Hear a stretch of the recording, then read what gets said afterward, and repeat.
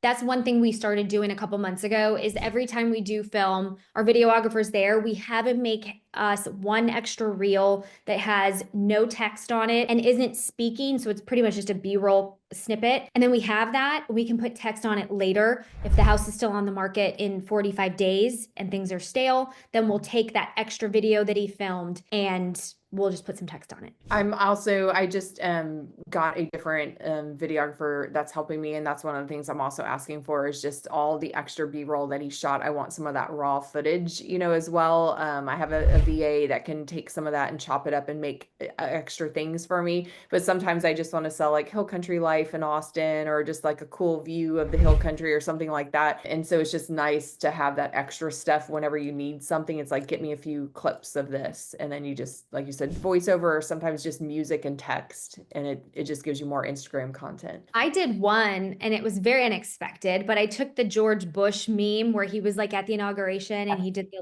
like he did the face. And I, as the background, used a listing, a picture of the kitchen of a listing that I had coming up because it's beautiful. So I'm like, why use somebody's stock photo when I have my own beautiful listings? Yeah. And then I still plugged the property in the caption and this video took off. It was wild. But there's lots of ways that you can use your properties in other content and it doesn't have to just straight up be a listing video, No, I love that. It's just like repurposing and being like smarter with how you're using those resources. But I love that idea. One of my goals this year is just for every listing to have at least like 7, 8 different pieces of content if necessary, where it's like, okay, you've got your YouTube tour, but then we're going to take the YouTube, chop that up into like 3 or so different reels. I'll shoot a reel. Sometimes just even doing a couple of different introductions, like a funnier introduction and then something else, but it would just be easy then to piece it together with my VA. So that the videographer, the one who actually shoots, is very expensive if I want him to create the reel. But sometimes I'll just do the YouTube and the initial reel, and then it's like, give me the content, and then my VA can just make me a bunch of different things with Yeah. the B-roll from that. Yeah, that's So a great. yeah, that's I think cool. too, I think learning how to edit, if you're brand new and you're like, this is already so over my head and I'm in the weeds and this is crazy. I do think learning to edit, one of the best things I did for my own video business is downloaded the CapCut, like the not the app, but on my desktop where you have more features. Because it teaches you so much. It teaches you the ease of certain things. It teaches you the difficulty of certain things. But I filmed a video last week and I hate it. And I'm in my head, I'm like, I don't like this. I didn't use my usual videographer because he's very expensive. And now I'm trying to figure out how to jazz this up, right? But once you have those skills and you kind of understand CapCut, there's times I'll pop that in CapCut and fix stuff myself. I do a mix of both depending on my bandwidth and whatever I have going on. But no, I love that tip as well, because sometimes it's just a funny intro, or like you said, a meme that's popular. You can go into CapCut templates, and it's all I saw the one where you had the George Bush where he's looking all kind of like, and he makes the little funny face. But it was just like super simple, and all you're doing is just adding your own little background B-roll clip. So I think that's awesome. If my coach was on this call, but he might watch it later, I am really trying to do more hyper local content. That has been my mission for the last few months. Local businesses, and it was going so great. Whereas I would have listing videos and local content, and like that was kind of it. I'm struggling to stay on task with that as much as I would like. But if I were to tell you what my vision is for my page, it would be local businesses, hyper local content where I'm getting shares and reach.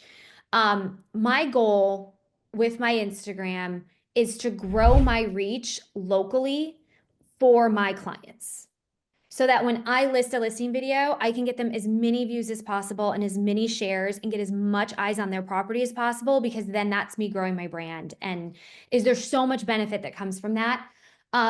So that the hyper local stuff is, I find where it's at, right? It's not that I don't mind agents following me, but I'm definitely trying to grow my brand and our team. And I can't do that without local followers. So I've had a lot of success with, local coffee shop, all of that. I'm just not doing it nearly as much as I want to be. Any final pieces of advice? Anything, any other tips or anything else you'd want to share that would be helpful for someone trying to, whether it's on listing videos or Instagram in general, what other advice would you give someone? I think first of all is just doing it and getting going. I get so sad when I hear people say that they don't, that I don't want to spend the money for a listing video. It's so much extra cost. That like breaks my heart because it's changed my whole business. So it takes money to make money. Don't go cheap. Don't hire the cheapest videographer just because they're the cheapest. In fact, I would probably challenge you to find the best one.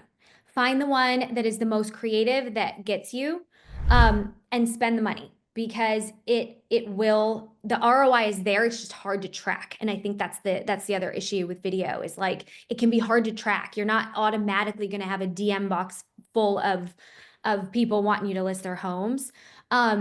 But take it, run with it, and put it into every ounce of your business because if you're good at it, it's your value proposition and you will beat out 99% of agents out there who are not. And I'm in a pretty oversaturated market. So if you're in a market that's not as big as mine, can you imagine what you can do if you just follow this and make sure whatever you're doing with the video, make sure you're communicating that reach to your clients because they'll love you. They'll think you're the best thing that they've ever, the best agent they've ever worked with.